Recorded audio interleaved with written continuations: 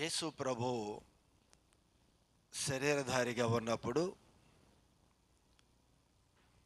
ఒక వ్యక్తి యేసు ప్రభు దగ్గరికి వచ్చి యేసు ప్రభుని ఒక విషయం అడుగుతూ ఉన్నారు.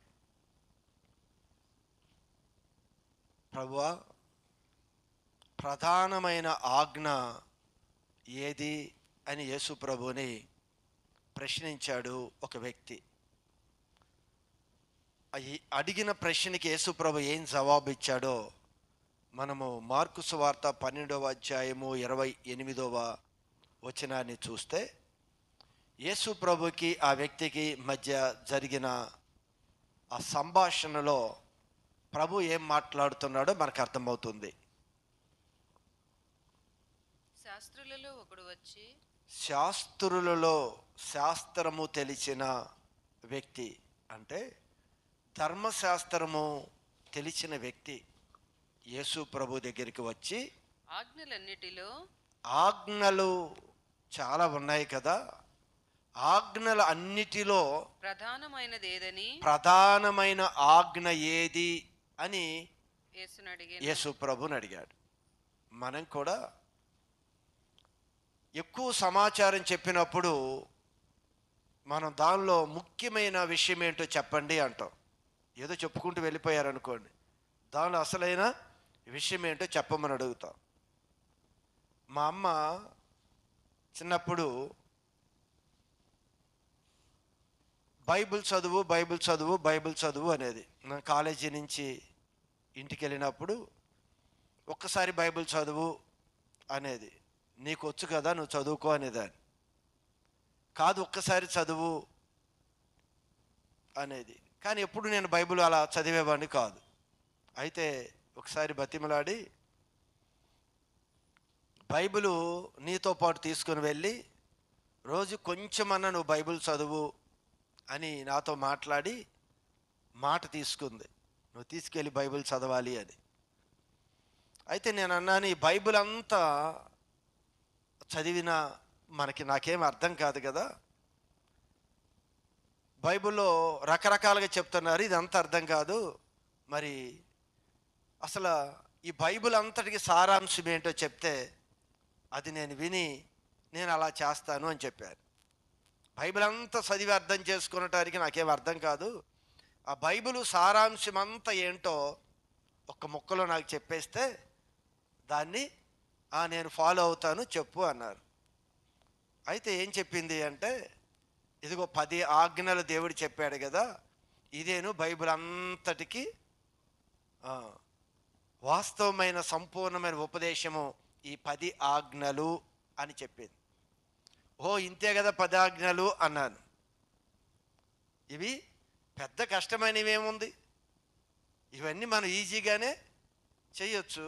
సో మీరు 10 ఆజ్ఞలు మీరు చదివినప్పుడు ఏముంది, ఇదే కదా అనిపిస్తుంది.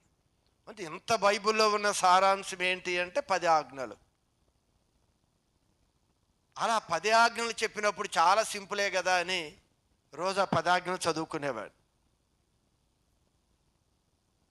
అయితే ఈరోజు యేసు ప్రభు దగ్గరికి వచ్చి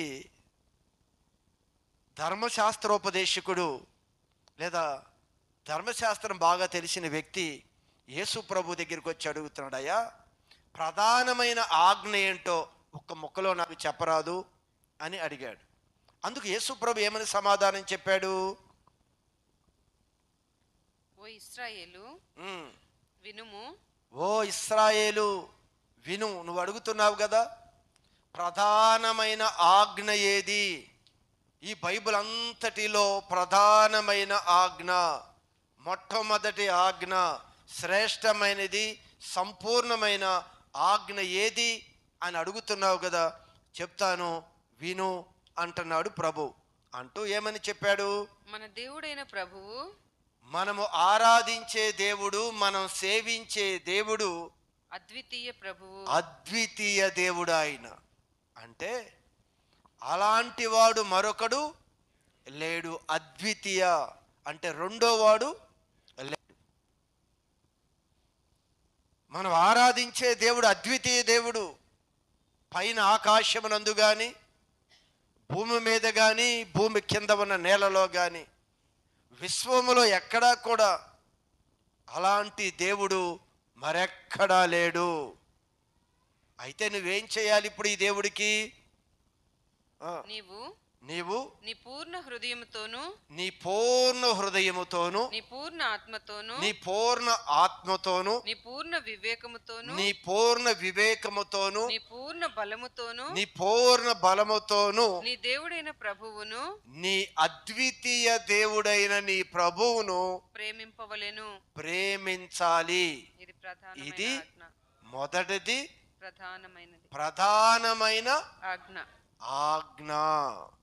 ఆజ్ఞ అంటే ఏమిటి అంటే ఖచ్చితంగా పాటించాలి. దీనికి రెండో ఆల్టర్నేట్ ఏమీ లేదు ఇంకా. ఎందుకు అంటే ఆయన ఒక్కడే అద్వితీయ దేవుడు, అలాంటి వాడు మరొకడు లేడు. నువ్వు సేవించటానికి పూజించటానికి మరొక వ్యక్తి లేడు. కనుక ఆయన నువ్వు ఎలా ప్రేమించాలి అంటే నీ పూర్ణమైన హృదయముతో సంపూర్ణంగా నువ్వు దేవుని ప్రేమించాలి. ఇది ప్రధానమైన ఆజ్ఞ. ఈరోజు మనకు కూడా ప్రభు చెప్తున్నాడు, నువ్వు సేవించే దేవుడు, నువ్వు ఆరాధించే దేవుడు ఆయన సర్వశక్తిమంతుడు, ఆయన అద్వితీయ దేవుడు. మరొక ఆప్షన్ ఎంచుకునడానికి ఏమీ లేదు ఇంకెక్కడ. ఇక్కడ ఒకవేళ ఏదో నీకు కనిపించకపోతే అక్కడెక్కడో నువ్వు ఎతుకుతానే అనుకుంటే ఎక్కడ దొరికేది కాదు ఇది. అందుకే ప్రభు అన్నాడు, నేను తప్ప మరొక దేవుడు లేడు. బైబిల్ ఒక్కటే స్పష్టంగా ఆ విషయాన్ని చాలా క్లారిటీగా చెప్పింది బైబిల్. నన్ను తప్ప నువ్వు ఎవరిని ఆరాధించటానికి, సేవించటానికి, మొరక్కటానికి, సాగిలపడటానికి వీల్లేదు. బైబిల్ చాలా ఖండితంగా ఎందుకు ఈ విషయాన్ని చెప్తుంది అంటే, ఆయన అంటున్నాడు, నేను ఉన్నవాడిని, అనువాడు నేనే, ఉన్నాను అని చెప్తుంది నేనే. ఈరోజు సంగమా, దేవుణ్ణి పిల్లలుగా ఉంటున్న మనం ఎందుకు ఆయన్ని ప్రేమించలేకపోతున్నాం? ఇంత దేవుణ్ణి నువ్వు కనుగొన్నావే, లోకంలో చాలా దేవుని కొరకు వెతుకులాటలో చివరికి ఈ అద్వితీయ దేవుని నువ్వు కనుగొన్నావే. ఒక విధంగా చెప్పాలంటే మనం కనుగొనలేదు, ఆయనే మనకి కనపరుచుకున్నాడు, ప్రత్యక్షపరుచుకున్నాడు. ఆయన మనం కనుగొనలేదు, మనకి ఆయనగా మనల్ని ప్రత్యక్షపరుచుకున్నాడు. ఆ దేవుడిని అంటున్నాడు, నువ్వు పూర్ణ హృదయముతో ఆయన్ని నువ్వు ప్రేమించాలి. ఇది ప్రధానమైన ఆజ్ఞ. మరి ఇంత క్రైస్తత్వంలో మనం ఇంత ఎదుగుతున్నామే, మరి ఎందుకు దేవుణ్ణి మనం ప్రేమించలేకపోతున్నాం చెప్పండి? ప్రేమిస్తున్నామా నిజంగానే? నీ పూర్ణ హృదయంతో నువ్వు దేవుణ్ణి ప్రేమిస్తున్నామా? ఈరోజు దేవుడి కన్నా మనం ఎక్కువగా ప్రేమించేవి చాలా ఉన్నాయి. ఒక విధంగా చెప్పాలి అంటే చివరగానే దేవుడికి మన స్థానం ఇస్తాం. దినమంతా మన ఇష్టానుసారంగా ఆనందంగా జీవిస్తాం. చివరికి మనం పడక మీదకి వెళ్ళే ముందు కొద్ది సమయం ఇస్తాం ఆయనకి. అప్పుడేనా ఇచ్చేది? అప్పుడే కదా. అన్నిటికన్నా ఎక్కువగా దేవుణ్ణి ప్రేమిస్తున్నాము అనుకుంటున్నాము, కానీ ఎక్కువ మనం దేవుణ్ణి ప్రేమించలేకపోతున్నాం. లోకాన్ని ఎక్కువగా ప్రేమిస్తాం. ఎందుకు ఈ వ్యత్యాసం అంటే మీకు అర్థం కావటానికి, లోకాన్ని మనం ప్రేమించుకుంటూ ఎందుకు వెళుతున్నాము అంటే దానిలో ఏదో కొంత లాభం మనకు కనిపిస్తుంది, సంతోషం కనిపిస్తుంది, కొంత ఏదో సాటిస్ఫాక్షన్ ఏదో ఉంది కనుక దాన్నే ప్రేమిస్తున్నాం, దాన్నే చూస్తున్నాం, దాన్నే వెంబడిస్తున్నాం. కానీ ప్రభువుని సేవించి ప్రభువుని బాగా ప్రేమించినా కూడా అక్కడ మనకి పెద్ద లాభమేమీ కూడా మనకి కనిపించటం లేదు. కనుక ఎక్కువగా దేవుని ప్రేమించలేకపోతున్నాం. అసలు ప్రేమించే వారికి అసలు ఆయన ఏమి సిద్ధపరుస్తున్నాడో, అసలు ఏమి సిద్ధపరిచి ఉంచాడో అది ఎరిగితే తప్పనిసరిగా మన ప్రభువునే ప్రేమిస్తాం, ఇంక దేన్ని ప్రేమించాం. ప్రేమిస్తే ఏముంది, దేవుడిని ప్రేమించే వారికి దేవుడు ఏమి సిద్ధపరిచాడు, ఏమి దాచాడు, ఏమి ఇవ్వబోతున్నాడో అర్థమైతేనే మన దేవుని ప్రేమిస్తాం. అర్థం కాకపోతే దేవుడి కన్నా లోకాన్ని ఎక్కువగా ప్రేమిస్తున్నాం. ఈరోజు మనకు అర్థం కాలేదు. ఎన్ని రోజులు దేవాలయానికి వచ్చినా, ఎన్నిసార్లు దేవుడి వాక్యాన్ని రిపీట్ చేసి పదే పదే పదే దాన్ని నీ ముందు ప్రస్తావించినా కూడా మన మేలుకొని నిజమే కదా, దేవుని ప్రేమించలేని స్థితిలో ఉన్నామే అని ఎరుగుతున్నామా అంటే మనకేమీ అది ఎరగటలేదు. ఏదో దేన్నో ప్రేమిస్తున్నాం, ఎటో వెళ్ళిపోతున్నాం. అది ఎక్కడికి తీసుకొని వెళ్ళిపోతుందో, దాని గమ్యం ఎక్కడికి వెళుతుందో ఈరోజు మనిషికి అర్థం కాలేదేమో. అది పాతాళానికి తీసుకొని వెళుతుంది అని చెప్పాడు ప్రభు. చూడండి, మీరు బైబిల్ గ్రంథంలో కొరింథీయులకు రాసిన మొదటి పత్రికను ఒకసారి చదివితే 2వ అధ్యాయాన్ని 9వ వాక్య భాగాన్ని ఒకసారి చూడండి. దేవుడు తన్ను ఎవరు? అద్వితీయ దేవుడు. అద్వితీయ దేవుడు తన్ను ప్రేమించు వారి కొరకు తనని ఎవరైతే ప్రేమిస్తారో, ఎక్కువగా లోకాన్ని కాక, లోకంలో ఉన్న వాటిని కాక, తనని ఎక్కువగా ఎవరైతే ప్రేమిస్తారో వారి కొరకు దేవుడు ఒక ప్రత్యేకమైన ఉంచాడండి. నువ్వు ఆయన ప్రేమించకుండా ఏదేదో తిరుగుతున్నావు, అవి తీసుకొని వెళ్ళిపోతున్నావు తృప్తిపడి. కానీ ప్రేమించే వారి కొరకు అది స్పెషల్. ప్రేమించే తన పిల్లల కొరకు దేవుడు సిద్ధపరిచింది స్పెషల్. అసలు అది ఈరోజు శరీర సంబంధంగా ఉన్నంతకాలం నీకు నాకు అర్థం కాకపోవచ్చు. కానీ లేఖనం చెప్తుంది, తన్ను ప్రేమించు వారి కొరకు ఏవి సిద్ధపరిచెనో, ఆ దేవుడైన అద్వితీయ దేవుడు ఏమైతే సిద్ధపరిచాడో అవి కంటికి కనబడలేదు, అవి మనుషుల కంటికి కనిపించటం లేదు, చెవికి వినబడలేదు, చెవికి వినపడలేదు, మనుష్య హృదయానికి గోచరం అర్థము కాలేదు. మరి జరగటం లేదా అంటే అన్నీ మన ముందే ఉన్నాయి. అసలు ఏం చేస్తున్నాడో, ఏమి చేయబోతున్నాడో అన్నీ మన ముందు ఉంచాడు. కానీ చూడలేని కళ్ళు, వినలేని చెవులు, గ్రహించలేని హృదయాలుగానే ఉండిపోయాం. అది గ్రహించకపోవటం వలన ఆయన కార్యాలేవో మనకు అర్థం కాకపోవటం వలన దేవుని ప్రేమించలేకపోతున్నాం. కానీ గమనించని సంగమా, దేవుణ్ణి ఎంత ఎక్కువగా నువ్వు ప్రేమిస్తే ఎంత లాభాలు, ఎన్ని మేలులు ఉన్నాయో ఇది ఖచ్చితంగా మనం గ్రహించాలి. చాలా సందర్భంలో ఏదేదో దేవుణ్ణి తెలుసుకోవాలి అని, ఏదేదో దేవుడి యొక్క కార్యాలు చూడాలని ఎక్కడికో పరిగెత్తుతావు. అసలు ఈ వాక్య సత్యాన్ని గ్రహించలేని అజ్ఞానంలో పరిగెత్తుతాం మనం. చివరికి చేతిలోకి ఏమీ దొరకదండి. ఇంకా పూర్తిగా ఆత్మీయతలో దిగజారిపోయే పరిస్థితులు ఏర్పడతాయి మనకి. అన్నీ ఆయన ఎదుటున్నాయి. అందుకు ఆయన అంటాడు, ఆయన ఏమి సిద్ధపరిచాడో అవి మనుషులకి అర్థం కాలేదు. అవి దేని ద్వారా మనకి అనుగ్రహించబడతాయి, తెలియజేయబడతాయి?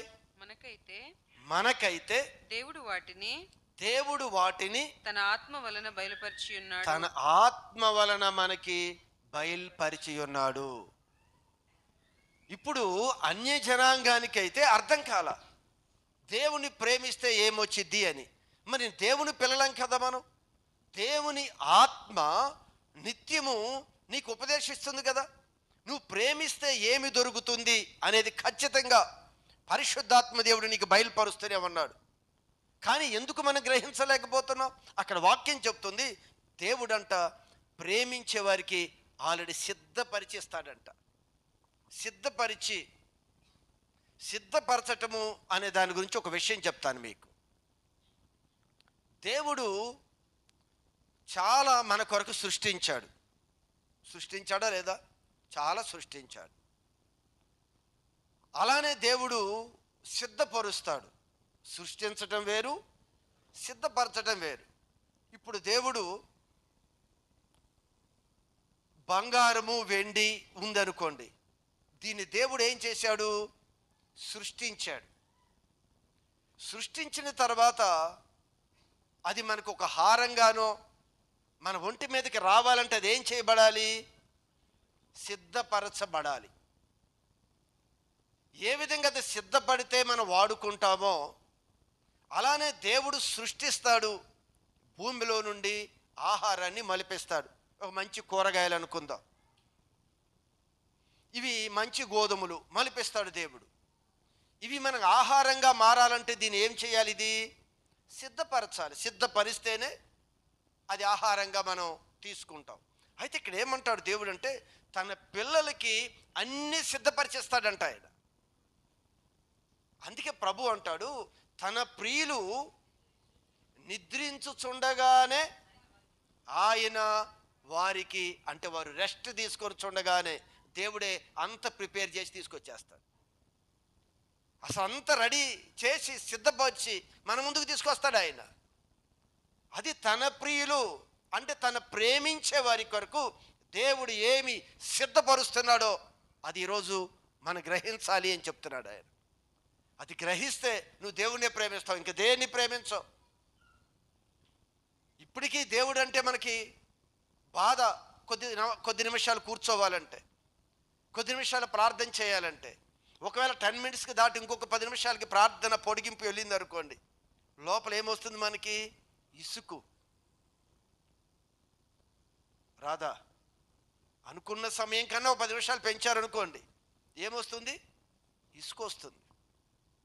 అంటే ఆయన అంత ప్రేమించాల. మనం ప్రేమించిన వారితో ఎక్కువ గడపటానికి ఇసుక ఉంటుందా అమ్మా? ఇసుక ఉండదు.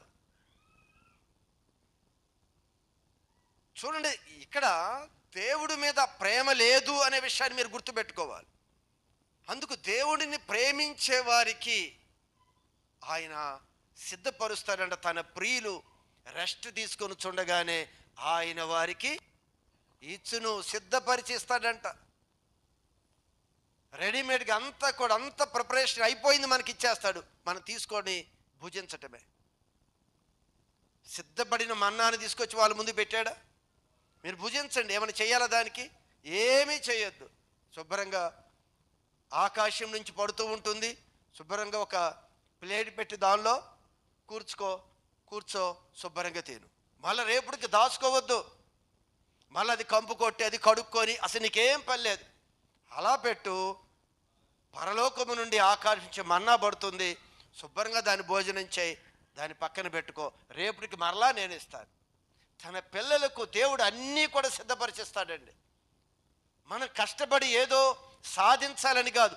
తన పిల్లలు అలా చదువుతూ వెళ్ళిపోతూ ఉండగానే, తన పిల్లలు అలా ఆడుతూ పాడుతూ ఉండగానే, తన పిల్లలు కుటుంబాన్ని అలా కొనసాగించుకొని చూడగానే వారికి ఏం కావాలో వారికి దేవుడు సమకూరుస్తాడు. పిల్లలైనా, ఉద్యోగాలైనా, వ్యాపారాలైనా, గృహమైన ఏదైనా సరే తన ప్రియులు రెస్ట్ తీసుకొని చూడగా వీరేం సిద్ధపరచుకోవక్కర్లేదు, దేవుడే సిద్ధపరిచి తీసుకొని వస్తాడు. ఎంత సింపుల్గా ఉంటుందండి.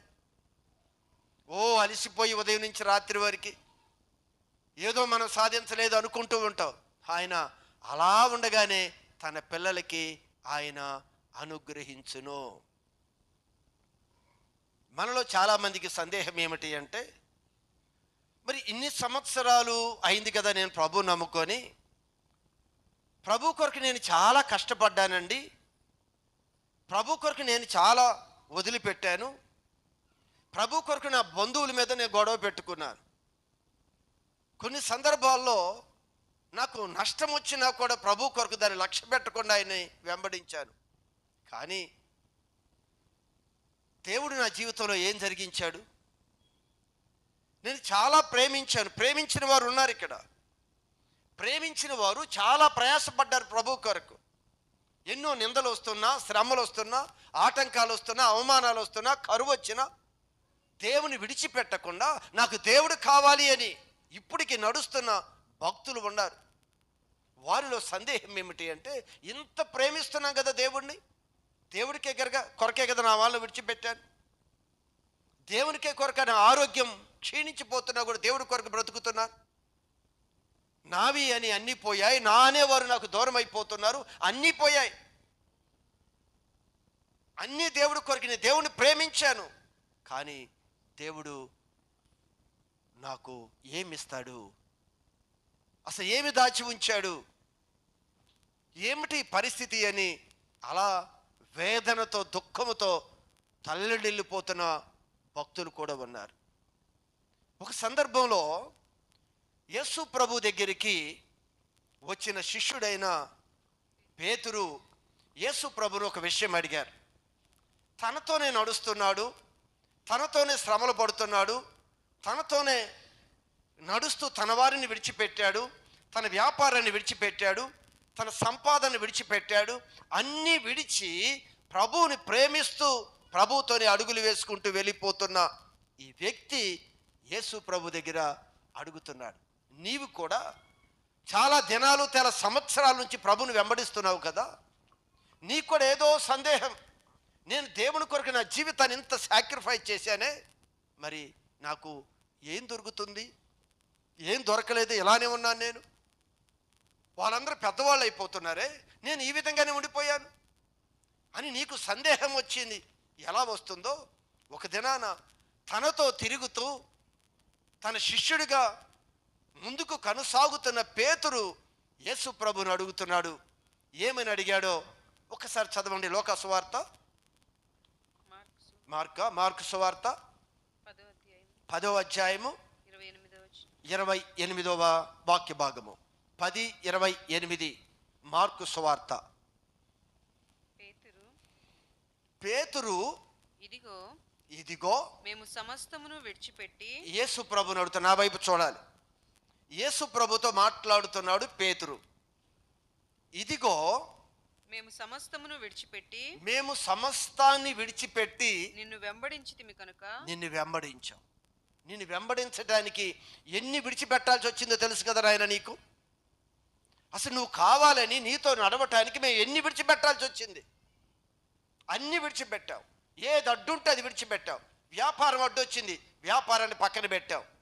నా బంధువులు వ్యతిరేకించారు, వాళ్ళు పక్కన పెట్టి నిన్ను ప్రేమించుకుంటూ నిన్నే వెంబడించుకుంటూ వచ్చాను అని పేతురు యేసు ప్రభుతో మాట్లాడుతూ ఉన్నాడు.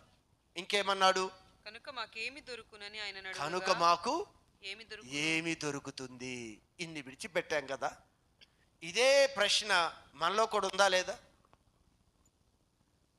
అందరినీ విడిచిపెట్టి అందరినీ కాదని నిన్ను వెంబడిస్తున్నామే, నాకు ఏమి దొరుకుతుంది అని యేసు ప్రభుని అడిగాడు శిష్యుడైన పేతురు. ఈరోజు శిష్యురాలువైనా శిష్యుడివైనా నీవు కూడా ప్రభువుని అదే ప్రశ్న వేస్తున్నావు. నాకేం దొరుకుతుంది? నా వారందరూ లోకంలో ఆనందంగా ఉన్నారు, నేను చూడు అన్నీ విడిచి నీ సన్నిధికి వచ్చానయ్యా. వాళ్ళు షికారులనో వాళ్ళు మరొక ప్రదేశంలోనో లోక సంబంధమైన వారు ఆనందంగా ఈ గంతులు వేస్తుంటే నేను ఆనందాన్ని నీ కొరకు విడిచిపెట్టి వచ్చాను కదా. వారందరూ ఆనందంగా ఉంటే గంతులు వేస్తుంటే వారితో గడపటానికి సమయాన్ని హెచ్చించకుండా నిన్ను ప్రేమించి అవన్నీ నాకు అక్కర్లేదని పక్కన పెట్టి నీ దగ్గరికి వచ్చాను కదా ప్రభువా, నాకు ఏమి దొరుకుతుంది అని యేసు ప్రభుని ప్రశ్నించినప్పుడు ఈరోజు నీతో నాతో ఆ పేతురుతో కూడా మాట్లాడుతున్న ఆ విషయం ఏమిటి అంటే, ఏం మాట్లాడుతున్నాడు ఆయన? అందుకు యేసు ఇట్లా నేను నా నిమిత్తము సువార్త నిమిత్తమును ఇంటిని అన్నదమ్ములు అక్క చెల్లెండ్రులు సరే ఈ లోకంలో చాలా విడిచిపెట్టావు. ఎవరి కొరకు విడిచిపెట్టావు? ఎవరి కొరకు? అద్వితీయ దేవుని కొరకు నేను అన్ని విడిచిపెట్టావు. యేసు ప్రభు చెప్తున్నాడు, ఈరోజు నీతో కూడా మాట్లాడుతున్నాడు ఆయన. నా కొరకు చాలా విడిచిపెట్టావో నాకు తెలుసు. నువ్వేం విడిచిపెట్టావో ఈరోజు మనుషులకు తెలియకపోవచ్చు, నాకు తెలుసు. నా కొరకు నువ్వు దేన్ని విడిచిపెట్టావో. దేవుని సన్నిధిలో గడపడానికి నిద్రని, మన ధనాన్ని చాలా హెచ్చించి పక్కకు పెట్టి వేశావు. తల్లిదండ్రులు ఆటంకం వస్తే, కాదు నాకు ప్రభువే కావాలి, అయితే ఇంట్లో నుంచి వెళ్ళిపో అంటే తల్లిదండ్రులు విడిచి ప్రభు దగ్గరికి వచ్చావు. ఎంతోమంది మనస్సులని త్రోసివేసి నువ్వు ఖచ్చితంగా నాకు కావాలి అని భర్త కాదన్నా భార్య కాదన్నా వాళ్ళ హృదయాల్లో అంగీకారం వారు కాదన్నా సరే నీ మనసులో హృదయంలో ప్రభుని ఆరాధించడాన్ని నేను విడిచిపెట్టలేదు. ప్రభువే చెప్తున్నాడు, పేతురుతో అంటున్నాడు, నా నిమిత్తం వీటన్నిటినీ విడిచిన వాడు. ఇప్పుడు ఇహమందు, జాగ్రత్తగా గమనించాలి, ఇప్పుడు ఇహమందు అంటే ఈ లోకములో, ఇప్పుడు ఈ లోకములో హింసలతో పాటు హింసలతో పాటు నూరంతలుగా నూరంతలుగా నువ్వు విడిచిపెట్టిన వాటిని నువ్వు పొందుకుంటావు. దేనితో పాటు? హింసలతో పాటు. ఇప్పుడు శ్రమ అనుభవిస్తున్నావా? నా వాళ్ళు దూరం అయిపోయారే, ప్రభు కొరకు నేను విడిచిపెట్టి వచ్చానే అని బాధ, కష్టం ఉంది కదా. ఈ కష్టం ఉంటుంది, ఈ బాధ ఉంటుంది, ఇబ్బందులు ఉంటాయి. ఈ ఇబ్బందులు, బాధలు, కష్టాలతో అది ఈ కష్టాలు, ఇబ్బందులు, హింసలతో పాటు నూరంతలుగా పోగొట్టుకున్న దాన్ని మరలా తిరిగిస్తా నీకు. శ్రమలను గడుపుతూ ఉండగానే, ఈ బాధల్లో వెళుతూ ఉండగానే ఏంటి ఇవన్నీ అని అనుకుంటూ కష్టపడుతున్నావు, ఇబ్బంది పడుతున్నావు, దూషిస్తున్నారు, హేళన చేస్తున్నారు, చులకనగా మాట్లాడుతున్నారు, ఉమ్మి వేస్తున్నారు. ఒకవేళ క్రైస్తవులుగా చెప్పుకునేటట్టు సిగ్గుపడే విధంగా మన జీవితాలు ఉండిపోయాయి.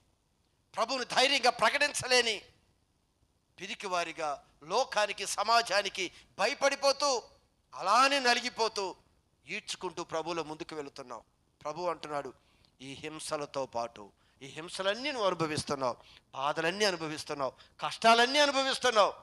దీనితో పాటు నువ్వేది పోగొట్టుకున్నారని ఈరోజు అనుకుంటున్నావో తిరిగి ఈ భూమి మీదే నూరంతలుగా నువ్వు పొందుకునే విధంగా నేను నీకు అనుగ్రహిస్తాను అని చెప్తున్నాడు. ప్రియ సంగమా, కృంగిపోవటం కాదు, అధైర్యపడటం కాదు, భయపడటం కాదు. వాక్యము జీవము కలిగినది. నువ్వు దేవుని ప్రేమిస్తే, దేవుని ప్రేమించే విషయంలో అది కష్టమైన, ఇబ్బంది అయినా దేవుని కొరకు హత్తుకొని నువ్వు స్వార్థ నిమిత్తమైన, దేవునికి పరిచర్య నిమిత్తమైన, ఏ నిమిత్తమైన నువ్వు ముందుకు వెళుతున్నావో ఆ శ్రమలతో పాటు నీకు నూరంతల ప్రతిఫలాన్ని నేను తిరిగి నీకు ఇస్తానని చెప్పాడు. ఖచ్చితంగా నీకు వాటిని అనుగ్రహిస్తాను. అమ్మ లోపలికి రండి అమ్మ. అర్థమవుతుందా? ఒక్కసారి మీరు గమనించండి. ఈరోజు కష్టాలు, బాధలు, శ్రమలు వచ్చినప్పుడు మనం ఏమవుతాము అంటే, ఆ కష్టాలను బట్టి, బాధలను బట్టి మనం కృంగిపోతూ ఉంటాం, అధైర్యపడిపోతూ ఉంటాం. వీటన్నిటి మధ్యలో నుంచి ఒక్కటి గ్రహించండి. ప్రభు చెప్తున్న మాట ఒక్కటే, వీటితో పాటు అంటే ఈ శ్రమలతో పాటు తిరిగి నువ్వు దేవుని కొరకు ఏదైతే విడిచిపెట్టావో వాటన్నిటినీ నూరంతలుగా నీకు అనుగ్రహిస్తాను అన్నాడు. ఇదొక్కటే కాదు, ఇంకేమిస్తాడంట? రాబోవు లోకమందు, ఈ లోకంలోనేమన్నా పోగొట్టుకున్న వాటిని తిరిగి ఇస్తాను అన్నాడు. రాబోవు లోకమందు నిత్య జీవమును పొందుదురు. అది పొందుదు. రాబోవు లోకములో నిత్య జీవాన్ని నువ్వు పొందుకుంటావు. ఈ భూమి మీద ఉన్నంత కాలము కూడా ఏదైతే నువ్వు శ్రమపడి దేవుని కొరకు ఏదైతే నీవు పోగొట్టుకున్నావో లేదా విడిచిపెట్టావో వాటిని తిరిగి నువ్వు ఖచ్చితంగా పొందుకుంటావని యేసు ప్రభు తన శిష్యులతో మాట్లాడుతూ ఉన్నాడు. ఈరోజు మన జీవితంలో కూడా దేవుణ్ణి ప్రేమించు వారికి, ఎవరైతే దేవుని ఎక్కువగా ప్రేమించారో ఆ ప్రేమించే వారి కొరకు దేవుడు సిద్ధపరిచినవి గొప్పవి. ఎప్పుడు వారు అనాథులు కాదు. చాలామందికి దేవుని ఎక్కువగా ప్రేమించే వాళ్ళు పిచ్చోళ్ళగా కనిపిస్తారు. ఏందో దేవుడి కొరకు అన్ని విడిచిపెట్టాడు, దేవుడు ప్రార్థన అంటాడు, వీటిని విడిచిపెట్టాడు, పిచ్చోళ్ళగా కోరుకుంటావు. కానీ దేవుడు వాక్యం చెప్తుంది, తన ప్రియులు నిద్రిస్తూ ఉండగానే, తన ప్రేమించే పిల్లలు రెస్ట్ తీసుకొని చూడగానే దేవుడు సిద్ధపరిచి వారి చేతులకు అప్పగిస్తాడు. అందుకే మీరు గమనించండి, దేవుడు తన ప్రేమించే వారికి ఏమి సిద్ధపరిచాడో అది మనుషులు గ్రహించలేకపోతున్నారు అని మనం చదువుకున్నాం. మనందరం ప్రేమిస్తున్నామా లేదా చెప్పండి? ప్రేమిస్తున్నామా లేదా? అయితే ఇంకా ఎక్కువగా ప్రేమించవలసింది ఏమన్నా ఉందో? ఆల్రెడీ పూర్ణ హృదయంతో ప్రేమించామా? పూర్ణ హృదయంతో ప్రేమించలా. ఆ ప్రేమించిన వారి కొరకే దేవుడు సిద్ధపరిచింది. మనం ఆల్రెడీ లోకాన్ని ప్రేమించి లోకంలో ఏదో తెచ్చుకుంటే ఆయన మన కొరకు ఏం సిద్ధపరచడు. దేవుని ఎక్కువగా ప్రేమించి ఏది నువ్వు పోగొట్టుకుంటున్నావో, సమయాన్ని పోగొట్టుకున్నావు, ఆస్తిని పోగొట్టుకున్నావు, దేవుని కొరకు ఎన్నో సుఖాలను విడిచిపెట్టావు, అన్నీ నీకు ఇస్తానన్నాడు. ఇహమందు ఈ లోకములోనే నువ్వు తిరిగి ఖచ్చితంగా వాటిని నువ్వు అనుభవిస్తావు అని దేవుడు తెలియచేస్తూ ఉన్నాడు. దేవుడు ఎలా సిద్ధపరుస్తాడో తెలుసా? కష్టములో, శ్రమల మధ్య దేవుని యొక్క సిద్ధపాటు మన ముందుకు వస్తుంది. మీకు అర్థం కావటానికి ఒక విషయం చెప్తాను. ఈరోజు అన్ని శ్రమలు మన మధ్య ముందుకు ప్రయాణం చేస్తూ ఉన్నాయి. ఈ శ్రమల్లో దేవుడు చెయ్యి విడిచిపెట్టాడు అని చాలా బాధపడతాం. చదువుకున్న వారు ఒకవేళ ఉద్యోగం ఆలస్యమైన, ఇంత తల్లి సాక్ష్యం చెప్పింది కదా, చదువుకుంటున్న వారు ఒకవేళ మార్క్స్ తక్కువ వచ్చినా, అనుకున్న సమయానికి ఒకవేళ సెటిల్ అవ్వకపోయినా, మరి అనుకున్న వ్యాపారం అనుకున్న విధంగా అభివృద్ధి చెందకపోయినా, ప్రతి సందర్భంలో మనము చాలా విధాలుగా బాధపడిపోతూ ఉంటాం. దేవుడు చెయ్యి విడిచాడు అనుకున్న సమయంలో ఆ పిల్లలకి అసలు దేవుడు ఏమి సిద్ధపరుస్తాడో అది తెలిస్తే అసలు మనం పరిస్థితుల మధ్య దేవుడిని నిందవేయం, దేవుడిని విమర్శించం. దేవుడి మీద చాలామంది సనుగుతూ నిందలు వేసేవారు ఎక్కువ మంది ఉన్నారు. కానీ ప్రేమించేవారు వెయిట్ చేయండి. దేవుని ప్రేమించేవారు ఖచ్చితంగా దేవుడు తన ప్రేమించేవారికి ఏమి సిద్ధపరిచారో అది దేవుడు ఇచ్చేవారికి మనం నిలబడగలిగితే పోగొట్టుకున్న దాన్ని అంతా తిరిగిస్తాడు, ఇహ పర సంబంధమైన ఆశీర్వాదం ఇస్తాడు. ఒక దినాన యోనా ఒక సముద్ర ప్రయాణం కొనసాగిస్తూ ఉన్నాడు. ఎవరు యోనా అంటే దేవుని బాగా ప్రేమించే వ్యక్తి యోనా. మంచి భక్తిపరుడే. ఈ భక్తిపరుడు ఒక దినాన సముద్ర ప్రయాణం చేస్తూ ఉన్నాడు. ఈ సముద్రంలో ప్రయాణం చేస్తూ ఉన్న సమయంలో మరి ఈ అనుకున్న గమ్యానికి చేరకముందే సముద్ర మధ్య భాగంలోకి వెళ్ళిన తర్వాత మరి తన తోటి ప్రయాణికులు తనని ఆ యొక్క ఓడ ప్రయాణంలో నుంచి సముద్రంలోనికి పడవేసిన సందర్భం మనకు తెలుసు. అయితే ఈ భక్తుడు, దేవుణ్ణి ప్రేమిస్తున్న భక్తుడు, ఎప్పుడైతే వారందరూ అన్యులు ఈ యొక్క భక్తుడిని ఎప్పుడైతే తిరిగి సముద్రంలో పడవేశారో దేవుడు ఏం చేశాడో తెలుసా? అప్పటికే తన భక్తుని కాపాడుకొనటానికి చేపని సిద్ధపరిచి అక్కడ ఉంచాడు. పడటంతోనే యోనా ఎక్కడికి వెళ్ళిపోయాడు? చేప నోటిలోనికి వెళ్ళిపోయాడు. అది దేవుడు అనుకున్న ప్రదేశంలోకి తీసుకొని వచ్చి యోనాని ఆ తీరానికి చేర్చింది చేప.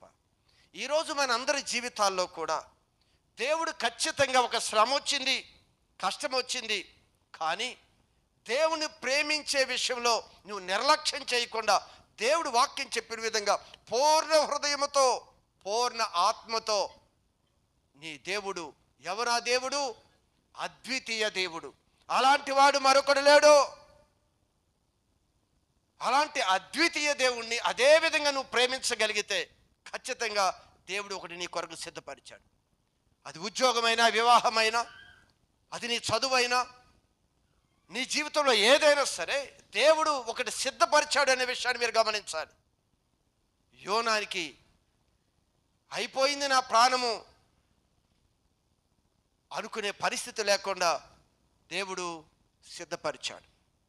ఈరోజు మనందరి జీవితాల్లో దేవుడు ఏమి సిద్ధపరుస్తున్నాడో మనకి వింటున్నాము కానీ మనం గ్రహించలేకపోతున్నాం.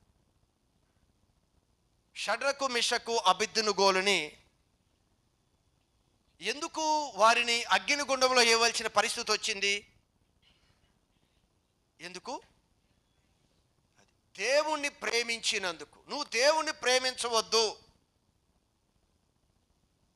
కానీ వారు దేవుణ్ణే సేవించాలి, దేవుడికే మ్రొక్కాలి, దేవుడికే సాగిలపడాలి అని తీసుకున్నారు. అలా అయితే నీకు గొప్ప శ్రమ ఉందన్నారు, అగ్నిగుండం చూపించారు. వీరి యొక్క ధైర్యం ఏంటో తెలుసా? నా దేవుడు అద్వితీయ దేవుడు, అగ్నిగుండంలో నుండి నన్ను కాపాడగలడు. కాపాడకపోయినా నేను నా దేవుణ్ణే ప్రేమిస్తాను కానీ మరి దేనిని ప్రేమించను అన్న విధంగా ఎక్కువగా ప్రేమించిన వీరు చివరికి వీరు చూస్తూ ఉండగానే తీసుకుని వెళ్ళి అగ్నిగుండంలో పడవేశారు. అగ్నిగుండంలో పడవేసే అప్పటికి దేవుడు అక్కడ తన దూతలను సిద్ధపరిచి ఉంచాడు. వారికంట అగ్ని వాసన కూడా తగలలేదట. కొద్ది నిమిషాలు మనం చలి కాసుకునటానికి కూర్చుంటే, పొయ్యి మంట దగ్గర కూర్చుంటే మన దేహము మన వస్త్రాలు ఏ వాసన వస్తాయి? పొగ వాసన వస్తాయి. రావా? వస్తాయి. మరి అగ్నిగుండంలో పడిన ఈ వ్యక్తులకంట ఎక్కడ అగ్ని వాసన కూడా తగలకుండా ఆల్రెడీ దేవుడు సిద్ధపరిచిన దూతలు వారి క్షేమంగా బయటికి తీసుకొని వచ్చారు. ఈరోజు మనందరి జీవితాల్లో కూడా దేవుడు ఏమి సిద్ధపరిచాడు అనేది నీ కంటికి కనిపించకుండా దేవుని ప్రేమించే విషయంలో వెనక్కి వెళ్ళిపోతున్నావు. ఆలస్యమైందని నువ్వు వెనక్కి వెళ్ళిపోతున్నావే. అందుకు దేవుడు అంటాడు, తనని ప్రేమించిన వారి కొరకు అసలు ఏమి సిద్ధపరిచాడు అది ఎందుకు అర్థం కాలేదు మనకి. అది మనకి అర్థం కాదు. అందుకే వాక్యంలో మనం చదివితే ప్రభు అంటాడు, దేవుడంట మనుషులకి శాశ్వత కాలమైన జ్ఞానం ఇచ్చాడంట. మనిషికి ఏమిచ్చాడు? ఒక్కసారి చదవండి వాక్య భాగాన్ని. ప్రసంగి 3:11లో ఓ చక్కని మాట ఉంటుంది. ప్రసంగి పుస్తకము 3వ అధ్యాయము 11వ వాక్య భాగము. ప్రసంగి 3వ అధ్యాయము 11వ వాక్య భాగము. దేని కాలమందు ఆ అది చక్కగా ఉండునట్లు సమస్తమును ఆయన నియమించి ఉన్నాడు. దేవుడు సమస్తాన్ని నియమించి ఉన్నాడు. ఆయన శాశ్వత కాల జ్ఞానమును గమనించాలి. ఇక్కడ దేవుడు శాశ్వత కాల జ్ఞానమును నరుల హృదయమందుంచి ఉన్నాడు. అది మనుషుల యొక్క హృదయములో ఉంచి ఉన్నాడు. ఏముంచాడంట దేవుడు? శాశ్వత కాల జ్ఞానం. ఎన్ని దినాలు జ్ఞానం ఇది? శాశ్వత కాల జ్ఞానాన్ని దేవుడు మనిషి యొక్క హృదయమందు ఉంచెను. కానీ దేవుడు చేయు క్రియలను, దేవుని యొక్క కార్యాలను పరిశీలనగా తెలుసుకొనటానికి అది చాలదు. ఆ జ్ఞానము చాలదు. ఈరోజు లోకంలో మనిషి ఎంత అభివృద్ధి చెందాడు అంటే, దేవుడు చెప్పిన విధంగా దేవుని కన్నా కొంచెము తక్కువగా మనిషిని దేవుడు చేశాడు అని విన్నాం. అంటే ఈరోజు మనిషి కొద్ది దినాల్లో ఈ భూమి ఇదంతా కూడా లయపరచబోతుంది కనుక మరొక గ్రహంలోనికి ప్రవేశించి అక్కడ శాశ్వత కాలం మనం నివసించవచ్చు అనే ప్రణాళిక వేస్తూ ఉన్నాడు మనిషి. మనిషి భూమి మీద అనంత జ్ఞాని, చాలా జ్ఞానవంతుడు మనిషి. కానీ ఈ మనిషి జ్ఞానమైతే దేవుని యొక్క క్రియలను, దేవుడు సిద్ధపరిచిన వాటిని పరిశీలనగా తెలుసుకొనటానికి మనిషి జ్ఞానము సరిపోదు. అందుకే మన జ్ఞానంతో ఈ లోకంలో అన్నీ కనిపెడుతున్నారు. మనిషి చెయ్యలేనిది లేదు, అన్నీ చేయగలడు మనిషి. దేవుడే చెప్పాడు, దేవుని కన్నా మనిషిని కొంచెము తక్కువగా చేసెను అని. అందుకే మనిషి ఏదైనా చేయగలడు. కానీ ఈ మనిషిలో దేవుడు పెట్టిన జ్ఞానం ఉంది కదా, ఇది దేవుని యొక్క క్రియలను పరిశీలంగా తెలుసుకొనటానికి జ్ఞానం అయితే చాలు. అందుకే చాలామంది అంటారు, వాళ్ళు చదువుకున్నారు కదా, వాళ్ళకి బాగా దేవుడి గురించి తెలుసు అని. నువ్వు చదువుకున్నా చదువుకోకపోయినా దేవుని గురించి నీకు పరిశీలనగా తెలియాలి అంటే బైబిల్ చెప్తుంది, అది దేవుని ఆత్మ ద్వారా మాత్రమే అది నీకు తెలియచేయబడుతుంది. చదివాం కదా కొరింథీ పత్రికలో 2వ అధ్యాయము 12వ వచనం చూడండి. 1 కొరింథీలో 2వ అధ్యాయం చదివి 12వ వచనం చూడండి. దేవుని వలన మనకు దయచేయబడిన వాటిని, మనకు దేవుడు మనకు దయచేయబడిన వాటిని తెలుసుకొనటానికి మనము లౌకికాత్మను కాక, మన లోక సంబంధమైన ఆత్మని జ్ఞానాన్ని కాక దేవుని యొద్ద నుండి వచ్చు ఆత్మను దేవుని యొద్ద నుండి వచ్చు ఆత్మను పొంది ఉన్నాము. ఎందుకంట ఈ ఆత్మను మనకిచ్చింది? దేవుడు మనకు దయచేసిన దేవుడు ఏవైతే మనకి సిద్ధపరుస్తున్నాడో, ప్రేమించిన వారికి దేవుడు ఏది ఇస్తున్నాడో, ఏం చేయబోతున్నాడో అది పూర్తిగా నువ్వు తెలుసుకోవాలి అంటే ఈ లోక సంబంధమైన జ్ఞానంతో సంబంధం లేదు. అది దేవుని ఆత్మ ద్వారానే. నన్ను అడిగారు, అయ్యగారు మీరు సేవకు వచ్చారు కదా, మీరు ఎక్కడ బైబిల్ ట్రైనింగ్ చేశారు అని అడిగారు. నేను ఎక్కడ బైబిల్ ట్రైనింగ్ చేయలేదు అని చెప్పాను. మరి బైబిల్ ట్రైనింగ్ చేయకుండా మరి ఈ విషయాలని మీరు ఎలా చెప్తారు? ఆ దేవుని యొక్క ఉద్దేశము, దేవుని యొక్క ఆలోచన మీకు ఎలా తెలుస్తుంది? ఇక్కడ ఏం చెప్తున్నాడు ఆయన? ఎలా తెలుస్తుందంట? దేవుని ఆత్మ ద్వారా, ఈ లౌకిక ఆత్మ, ఈ లౌకికమైన జ్ఞానం ద్వారా దేవుడి విషయాలు తెలియవు. దేవుని ఆత్మని ఎందుకు ఇచ్చాడు అంటే దేవుని యొక్క చిత్తము, దేవుని యొక్క ఉద్దేశము, దేవుని యొక్క ప్రణాళిక ఆత్మ ద్వారా బయలుపరచబడుతుంది అని రాయబడి ఉంది. అందుకు దేవుడు అంటున్నాడు, అనంత జ్ఞానం ఇచ్చాడంట మనకి, కానీ ఈ జ్ఞానం ద్వారా మాత్రం మనం ఏం తెలుసుకోలేం. చూడండి, ఒక సందర్భంలో దానియేలుని తీసుకొని వెళ్ళి సింహాల బోనులో వేసే పరిస్థితి వచ్చింది. చెప్పారయ్యా, నీవు కొద్ది దినాలు నీ దేవుడికి ప్రార్థన చేయకూడదు. అంటే ఒక విధంగా చెప్పాలంటే నీ దేవుని నువ్వు ప్రేమించకుండా నీ దేవుని విడిచిపెట్టు అని చెప్తే ఈయనంటాడు, నేను నా దేవుని విడిచిపెట్టను, ప్రాణం తీస్తాం, ప్రాణం పోయినా సరే నేను దేవుని విడిచిపెట్టను అని దేవుని హత్తుకొని ప్రార్థన చేయటం మొదలుపెట్టాడు దానియేలు. వెంటనే తీసుకొని వెళ్ళి దానియేలుని, ఇదిగో సింహాల బోనులో సింహాలు ఉంటే దానిలో పడవేశారు. అప్పటికే తన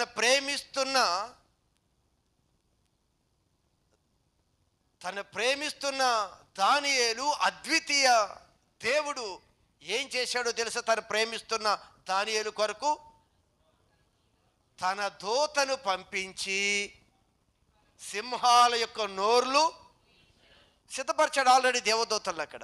ఈ శ్రమ ఈరోజు ఎక్కడికో తీసుకొని వెళ్ళి పాడు చేయదు. దేవుడు ఆల్రెడీ ఒకటి సిద్ధపరిచి ఉంచాడో. మరణానికి నిన్ను అప్పగించడో, వ్యాధికి నిన్ను అప్పగించడో, ఓటమికి నిన్ను అప్పగించడో.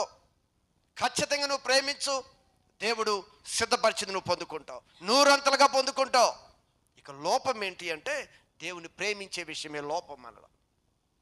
ఇశ్రాయేలు ప్రజలు 40 సంవత్సరాలు ఐగుప్తులో వేదన పడుతున్నారు, దుఃఖపడుతున్నారు, పనుల భారం ఎక్కువైపోయింది. చివరికి దేవుడికి మొరపెడుతున్న, ప్రభా మేము చచ్చిపోయేటట్టున్నావు, మా జీవితాలన్నీ ఇలా ఉన్నవిపోయినాయి, నేను ఒక్కసారి నువ్వు కనికరం చూపు అని దేవుణ్ణి ప్రేమించడం మొదలుపెట్టారు. అప్పుడు వరకు దేవుణ్ణి ద్వేషించి దేవునికి దూరంగా అయిపోతున్న ఈ వ్యక్తులు దేవుణ్ణి ప్రేమించడం మొదలుపెట్టారు. ఎప్పుడైతే దేవుణ్ణి ప్రేమించడం మొదలుపెట్టారో వాళ్ళ అరుపులు, వారి కేకలు, వారి బాధ, వారి నొప్పి దేవుడికి తెలిసింది. ఇదిగో తను ప్రేమిస్తున్న ఈ ప్రియుల కొరకు ఏమి సిద్ధపరిచాడో దేవుడు తెలుసా? ఐగుప్తులో ఎన్ని సంవత్సరాలు వీళ్ళు బానిసత్వంలో ఉన్నారు? 430 సంవత్సరాలు వారు ఐగుప్తు బానిసత్వంలో ఉన్నారు. ఏడుస్తున్నారు, మొరపెడుతున్నారు, పనుల భారం ఎక్కువైపోయింది. దేవుని ఇంకా హత్తుకొని ఇంకా ప్రార్థన చేసుకుంటూ ప్రేమిస్తూ ఉండగానే దేవుడు వెంటనే వారి కొరకు ఏం సిద్ధపరిచాడో తెలుసా? ఏం సిద్ధపరిచాడు? పాలు తేనెలు ప్రవహించే ఒక పట్టణాన్ని సిద్ధపరిచాడు. ఇక్కడ దేవుని ప్రేమిస్తూ ఉండగానే అక్కడ ఒక పట్టణాన్ని సిద్ధపరిచాడు.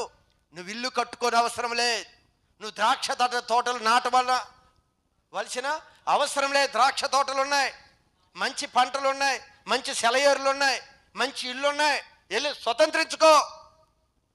దేవుడు తన ప్రియులకి ఏమిస్తాడో, తన ప్రేమించేవాడికి ఏమిస్తాడో సిద్ధపరిచాడు. ఈరోజు నీ కష్టాలు, బాధలు, ఇబ్బందులు, ఇరుకులు ఎన్నున్నా సరే దేవుణ్ణి హత్తుకొని దేవుణ్ణి ప్రేమించే విషయంలో నువ్వు ఎరక్కి వెళ్ళొద్దు. ఏ పరిస్థితి రాని మొదటి స్థానం నువ్వు దేవుడికి ఇవ్వగలిగితే, నువ్వు దేవుని ప్రేమించగలిగితే, దేవుని పట్టుకోగలిగితే, ఏదొచ్చినా నా దేవుడు నాకు కావాలి అని నువ్వు నిలబడగలిగితే పోగొట్టుకున్న వాడిని తిరిగి తీసుకొని వస్తాడు. ఆయన ఆల్రెడీ నీకు సిద్ధపరుస్తానని చెప్పి తను ప్రేమించే వారికి ఏమి సిద్ధపరుస్తున్నాడో ఈరోజు నీకు అర్థం కావాలి. సిద్ధపరిచాడు. చివరిగా ఏమి సిద్ధపరుస్తాడో తెలుసా? ఇంకా ఈ భూమి మీద చాలా సిద్ధపరుస్తూ ఉన్నాడు. చివరికి ఒక్క మాట యోహాను సువార్త 14వ అధ్యాయము 3వ వాక్య భాగములో మరొకటి సిద్ధపరుస్తున్నాడంట. ఆయన అయా నేను ప్రేమిస్తున్నాను కదా. అక్కడ పేతురుతో ఏం చెప్పాడు? ఇహమందు ఇవన్నీ ఇస్తానని చెప్పాడు, ఇంకోటి ఇస్తానని చెప్పాడు కదా. ఆ సిద్ధపాటు గురించి ఇక్కడ మాట్లాడుతున్నాడు. చూడండి 14:3 యోహాను సువార్త. నా తండ్రి ఇంట అనేక నివాసములు కలవు. అనేకమైన నివాసాలు ఉన్నాయి. ఎవరికి? నన్ను ప్రేమించే మీ అందరికీ. ప్రభు చెప్తున్నాడు, అద్వితీయ దేవుణ్ణి ప్రేమించే మీ అందరికీ అద్వితీయ దేవుని యొద్ద ఏమున్నాయంట? అనేక నివాసములు, అనేకమైన నివాసాలు ఉన్నాయి. మీకు స్థలము సిద్ధపరచ వెళ్ళుచున్నాను. మీరు కూడా అక్కడ ఉండటానికి స్థలం కావాలి కదా. నన్ను ఇక్కడ ఎంత ప్రేమిస్తున్నారు కదా. రేపో మాపో ఈ భూమి ఈ ఆకాశము చాప వలె వస్త్రము వలె చుట్టివేయబడి తీసివేయబడుతుంది. అప్పుడు నేను ఎక్కడుంటాను? నేను అక్కడ ఉంటాను. కనుక మీ అందరూ కూడా నాతో ఉండాలి కదా. అంత ప్రేమించే వాళ్ళు మిమ్మల్ని విడిచిపెడతానా? ఇది ఇక్కడ ఉండగానే నన్ను వదలకుండా ప్రేమిస్తున్నారు కదా. మీ కొరకు నేనేం చేస్తాను? స్థలమును సిద్ధపరచటానికి వెళుచున్నాను. నేను వెళ్ళి మీకు స్థలము సిద్ధపరిచిన నన్ను ప్రేమిస్తున్న మీ అందరకు స్థలము సిద్ధపరిచిన ఎడల నేను ఉండు స్థలం. ఎవరు? అద్వితీయ దేవుడు ఉండు స్థలములో మీరందరూ ఉండులాగున మరలా వచ్చి నా యొద్ద ఉండుటకు మిమ్మల్ని అందరినీ తీసుకొని వెళతాను. హల్లెలూయా, హల్లెలూయా, హల్లెలూయా. ఇంకేం సిద్ధపరుస్తాడు అర్థమైందా? మనం ఆయన ఉండు స్థలములో ఉండాలంట. ఎవరు? ఆయన్ను ప్రేమించేవారు. లోకాన్ని ప్రేమించేవారు కాదు సుమా. ఆ అద్వితీయ దేవుణ్ణి ప్రేమించే వారి కొరకు ఆయన స్థలం సిద్ధపరుస్తాడు. ఇక్కడ ఇహమందు కొన్ని శ్రమలు ఉన్నాయి. ఈ శ్రమలతో పాటు పోగొట్టుకున్న దాన్ని నివృంతలుగా తిరిగి నీకిస్తాను. ఈ ప్రేమించే విషయంలో ప్రేమించటం వలన మనకు వచ్చేది ఏమిటో ప్రభు తెలియచేస్తున్నాడు. అన్నీ మీకు సిద్ధపరుస్తారు. కొద్ది దినాలు కష్టం కనపడుతుంది. అవమానాలు పడ్డావు, అవమానాలకి నేను ప్రతిఫలం ఇవ్వనా? ఇంకేమో చివరొక్క మాట మర్చిపోయాను. ప్రకటన 22:12 చూడండి. ప్రకటన గ్రంథం 22వ అధ్యాయము 12వ వాక్య భాగం. అదేనా? మన కొరకు చూడు, మరలా చెప్తాడు. ఇదిగో త్వరగా వచ్చుచున్నాను. వాని క్రియ చొప్పున ప్రతి వానికి ఇవ్వటానికి నేను సిద్ధపరిచిన జీతము, అది నేను సిద్ధపరిచిన జీతమును నా యొద్ద ఉంది. మీరు ఇక్కడ వదిలిపెట్టామంటున్నారు కదా.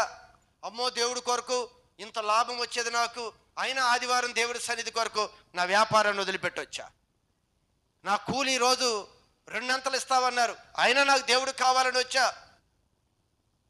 ఎన్ని విడిచిపెట్టారండి? రాత్రులు నిద్ర విడిచిపెట్టారు. ఇది కాళ్ళు ముడుకులు నొప్పులు, అయినా స్వార్థకి వెళ్ళాను నేను.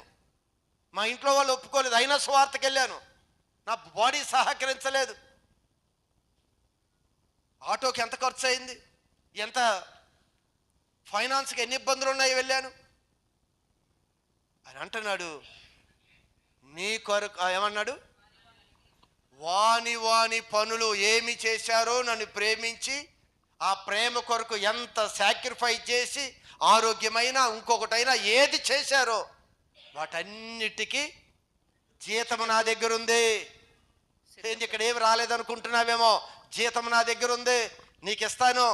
బోలెడు నువ్వేదో పోగొట్టుకున్నాను అనుకున్నావు, 100 అంతలు ఇస్తానని చెప్పా నీకు. ఏమంట? సిద్ధపరిచిన జీతము అన్నాడు. ఏమేమి సిద్ధపరుస్తాడో తెలుసా? అక్కడ ఉండటానికి స్థలాన్ని సిద్ధపరిస్తే ఇక్కడ నీకు ఇవ్వటానికి జీతం కూడా సిద్ధపరుస్తున్నాడంట ప్రేమించే వారికి. ఇక్కడ ఉండగా అన్నీ నీకు సిద్ధపరుస్తున్నాడు. ఇది గ్రహించాలి మనం. గ్రహిస్తే మనం ఈ రోజు నుంచైనా దేవుని ఎక్కువగా ప్రేమిద్దాం. ఆ సిద్ధపరిచేవి అన్నీ కూడా మనమై ఉండాలి. మనం సిద్ధపరిచిన వాటిని మనం స్వతంత్రించుకోవాలి. దేవుడి మాటలు దీవించును గాక.